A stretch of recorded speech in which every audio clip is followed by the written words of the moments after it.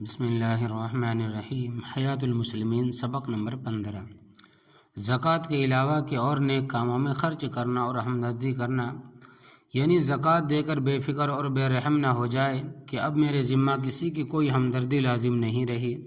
زکوٰۃ تو ایک بندہ ہوا حق ہے، باقی بہت سے متفرق کام ایسے بھی ہیں کہ موقع پر ان میں مال خرچ کرنا، اور جس کے پاس مال نہ ہو یا اس میں مال کا کام نہ ہو تو جان سے مدد کرنا بھی ضروری ہے۔ باقی ضرورت کا درجہ اس کی تحقیق علماء سے ہو سکتی ہے۔ اس کی اجمالی دلیل ایک آیت اور حدیث سے لکھ کر پھر کچھ تفصیل لکھی جائے گی، بتائی جائے گی۔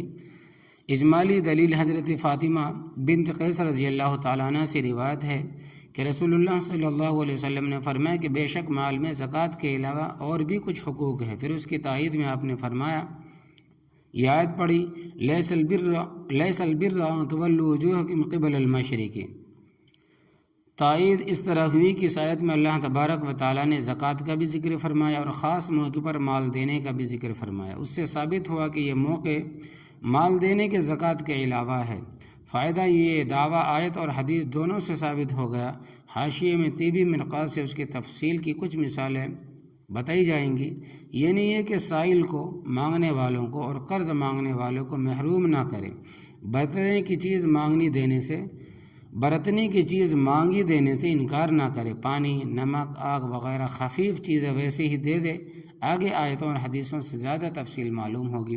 تفصیل دلیلی آیت فرمایا اللہ تبارک و تعالیٰ نے، اور تم لوگ خرچ کیا کرو اللہ تبارک و تعالیٰ کے راستے میں۔ کون شخص ہے جو اللہ تبارک و تعالیٰ کو قرض دے؟ اچھے طور پر قرض دینا، یعنی اخلاص کے ساتھ۔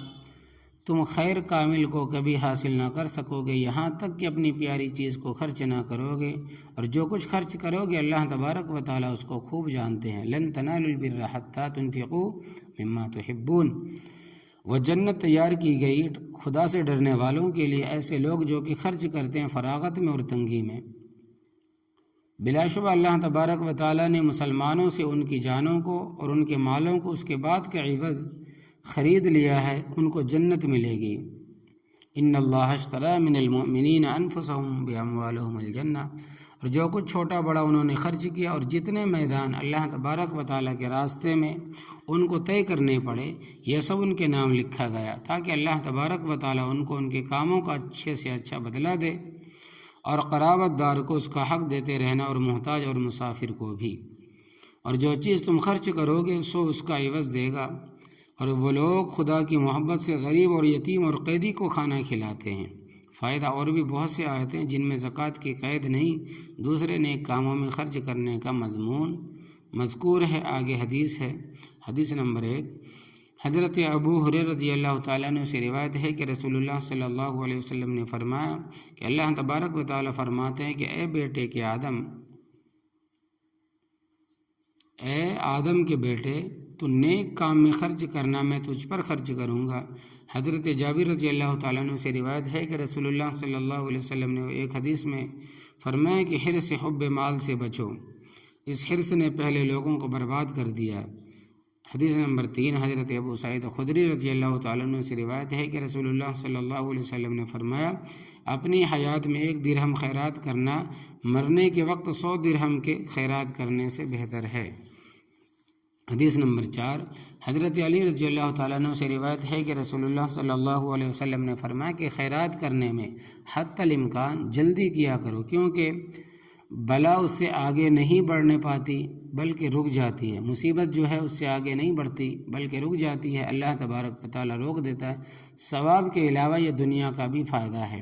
حدیث نمبر 5، حضرت ابو ہریرہ رضی اللہ تعالیٰ عنہ سے روایت ہے کہ رسول اللہ صلی اللہ علیہ وسلم نے فرمایا، جو شخص 1 کھجور کے برابر پاک کمائی سے خیرات کرے گا اور اللہ تبارک و تعالیٰ پاک ہی چیز کو قبول فرماتا ہے تو اللہ تبارک و تعالیٰ اس کو اپنے دائیں ہاتھ میں لیتا ہے۔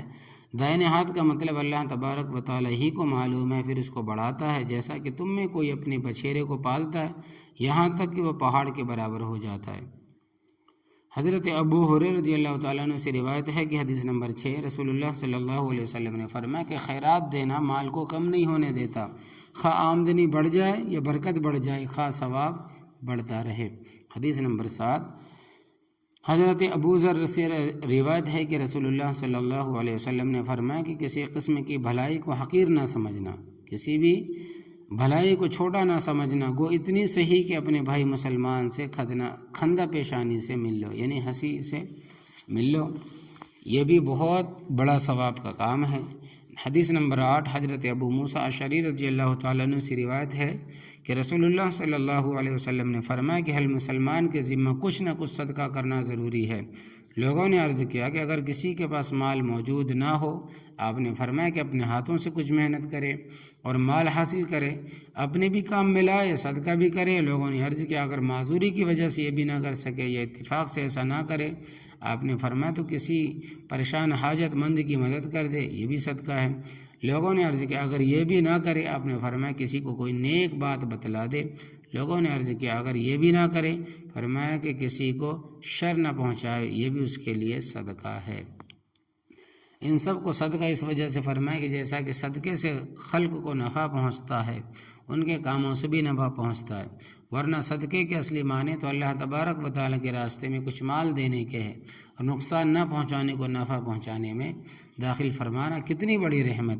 حدیث نمبر 9 حضرت ابو ہریرہ رضی اللہ تعالیٰ عنہ سے روایت ہے کہ رسول اللہ صلی اللہ علیہ وسلم نے فرمایا کہ انسان کے ہر جوڑ پر ہر روز ایک صدقہ لازم ہے، دو شخصوں کے درمیان انصاف کر دے، یہ بھی صدقہ ہے، کسی شخص کو جانور پر سوار کرنے میں یا اس کا اسباب لادنے میں مدد کر دے، یہ بھی صدقہ ہے، کوئی اچھی بات جس سے کسی کا بھلا ہو جائے، یہ بھی صدقہ ہے، جو قدم نماز کی طرف اٹھائے وہ بھی صدقہ ہے، کوئی تکلیف کی چیز راستے سے ہٹا دے تو یہ بھی صدقہ ہے۔ فائدہ مسلم کے ایک دوسری حدیث میں اس کی شرح آتی ہے کہ گنتی کے قابل انسان کے 360 جوڑ ہے، جس شخص نے روز مرہ اتنی نیکیاں کر لی اس نے اپنے کو دوزخ سے بچا لیا۔ حضرت ابو ہریرہ رضی اللہ تعالیٰ عنہ سے روایت ہے کہ رسول اللہ صلی اللہ علیہ وسلم نے فرمایا بہت اچھا صدقہ یہ ہے کہ کوئی اونٹنی دودھ والی کسی کو مانگی دے دی جائے، اور اسی طرح بکری دودھ والی کسی کو مانگی دے دی جائے، اس طرح کہ وہ اس کا دودھ پیتا رہے، جب دودھ نہ رہے لوٹا دے، جو ایک برتن صبح کو بھر دے ایک برتن شام کو بھر دے۔ حدیث نمبر 12 حضرت انس رضی اللہ تعالیٰ عنہ سے روایت ہے کہ رسول اللہ صلی اللہ علیہ وسلم نے فرمایا جو مسلمان کوئی درخت لگا دے یا کوئی کھیتی بو دے، پھر اس میں سے کوئی انسان یا پرندہ یا چرندہ یا درندہ کھائے، وہ بھی اس کے لیے صدقہ ہوگا۔ بخاری اور مسلم کی روایت میں ہے کہ حضرت جابر رضی اللہ تعالیٰ عنہ ہی کہ جو اس میں سے چوری ہو جائے وہ بھی اس کے لیے صدقہ ہے، اگر کوئی چوری کر لے تو وہ بھی اس کے لیے صدقہ ہے، کس کے لیے؟ جس نے پودے کو لگایا ہے، کھیتی باڑی میں جو اناج بویا ہے۔ فائدہ حالانکہ مالک نے چور کو نفع پہنچانے کا ارادہ نہیں کیا، پھر بھی صدقہ کا ثواب ملنا یہ کتنی بڑی رحمت ہے اللہ تبارک و تعالیٰ کی طرف سے۔ حدیث نمبر 13 حضرت ابو ہریرہ رضی اللہ تعالیٰ عنہ سے روایت ہے کہ رسول اللہ صلی اللہ علیہ وسلم نے فرمایا کہ ایک بد چلن عورت کی اس پر بخشش ہو گئی کہ اس کا ایک کتے پر گزر ہوا جو ایک کنویں کے کنارے پر زبان لٹکائے ہوئے تھا، پیاس سے ہلاک ہونے کو تھا۔ اس عورت نے اپنے چمڑے کا موزہ نکالا، اس کو اپنی اوڑھنی میں باندھا، اس کے لیے پانی نکالا اور اس کو پلایا، اس سے اس کی بخشش ہو گئی۔ عرض کیا گیا ہم کو جانوروں کی خدمت کرنے میں بھی ثواب ملتا ہے؟ آپ نے فرمایا کہ جتنے تر کلیجے والے ہیں یعنی جاندار ہے ان سب میں ثواب ہے، مگر جو موذی جانور ہے جیسے سانپ بچھو ان کا حکم بخاری مسلم کی دوسری حدیثیں میں آیا ہے کہ ان کو قتل کر دو، قتل کرنے میں ہی ثواب ہے۔ حضرت عبداللہ ابن عمر رضی اللہ تعالیٰ عنہ سے روایت ہے کہ حدیث نمبر 14 رسول اللہ صلی اللہ علیہ وسلم نے فرمایا کہ رحمان کی عبادت کرو اور کھانا کھلایا کرو، سلام کو عام کرو، یعنی ہر مسلمان کو سلام کرو، خواہ اس سے جان پہچان ہو یا نہ ہو، تم جنت میں سلامتی کے ساتھ داخل ہو جاؤ گے۔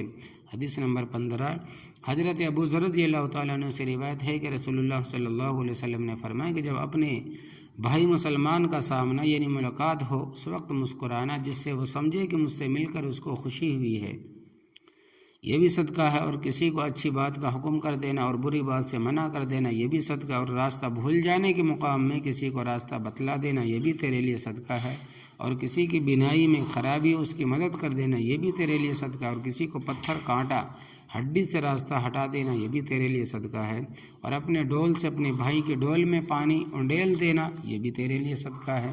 حدیث نمبر 16۔ حضرت سعد بن عبادہ رضی اللہ تعالیٰ عنہ سے روایت ہے کہ انہوں نے عرض کیا کہ سعد یعنی میرے والدہ مر گئی، سو کون سا صدقہ زیادہ فضیلت کا ہے جس کا ثواب ان کو بخشوں؟ آپ نے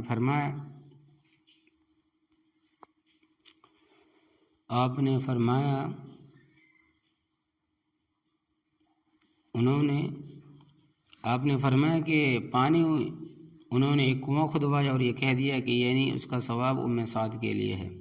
حضرت ابو سعید رضی اللہ تعالیٰ عنہ سے روایت ہے کہ رسول اللہ صلی اللہ علیہ وسلم نے فرمایا کہ جو مسلمان کسی مسلمان کو اس کے ننگے ہونے یعنی کپڑا نہ ہونے کی حالت میں کپڑا دے، اللہ تبارک و تعالیٰ اس کو جنت کے سبز کپڑے دے گا، اور جو مسلمان کسی مسلمان کو اس کے بھوکے ہونے یعنی کھانا نہ ہونے کی حالت میں کھانا دے، اللہ تبارک و تعالیٰ اس کو جنت کے پھل دے گا، اور جو مسلمان کسی مسلمان کے پیاس کے وقت پانی پلا دے اس کو جنت کی مہر لگی ہوئی یعنی نفیس شراب سے پلائے گا۔ حضرت انس بن مالک رضی اللہ تعالیٰ عنہ سے روایت ہے کہ رسول اللہ صلی اللہ علیہ وسلم نے فرمایا 7 چیزیں ایسی ہیں جن کا ثواب بندے کے مرنے کے بعد بھی جاری رہتا ہے، اور یہ قبر میں پڑا ہوتا ہے، جن سے جس نے علم دین سکھلایا، یا کوئی نہر کھودی، یا کوئی کنواں کھدوایا، یا کوئی درخت لگایا، یا کوئی مسجد بنائی، یا کوئی قرآن چھوڑ گیا، یا کوئی اولاد چھوڑ دی جو اس کے لیے مرنے کے بعد بخشش کی دعا کرے۔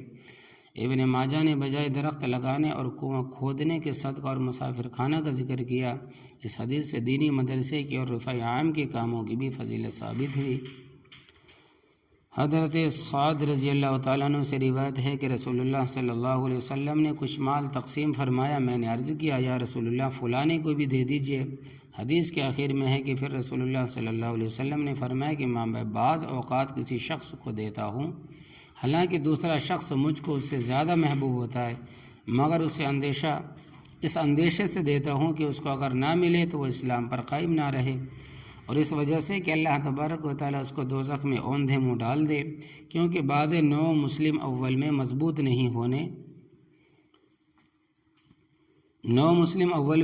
نہیں ہوتے اور تکلیف کی سہارا نہیں کر سکتے، ان کے اسلام سے پھر جانے کا شبہ رہتا ہے، تو ان کو آرام دینا ضروری ہے۔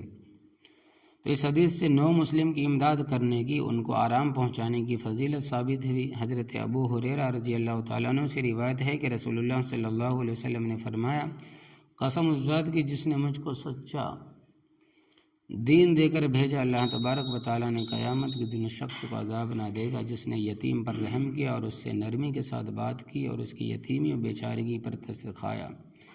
اس حدیث سے یتیم خانوں کی امداد کی بھی ہم دیکھیں گے۔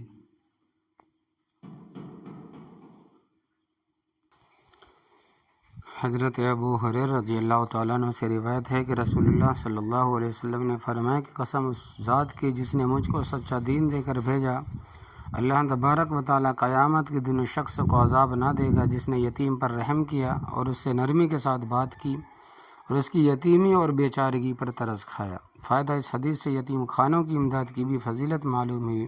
خلاصہ یہ 10 آیتیں اور 20 حدیثیں ہیں جو مشکات سے لی گئی، بجز 3 کے ان میں دوسری کتاب کا نام لکھ دیا ہے۔ ان سے بہت سے موقع مخلوق کی نفع پہنچانے کے معلوم ہوئے، اور ایسے ہی اور بہت کام ہے جو سب کے سب ایک آیت اور ایک حدیث میں جامع ہیں۔ آیت ایک دوسرے کی مدد کرو نیکی اور تقوی کے کاموں میں۔ سورۃ المائدہ۔ حدیث رسول اللہ صلی اللہ علیہ وسلم نے فرمایا کہ اللہ تبارک و تعالیٰ کے نزدیک سب آدمیوں سے زیادہ پیارا وہ ہے جو آدمیوں کو زیادہ نفع پہنچائے۔ الترغیب۔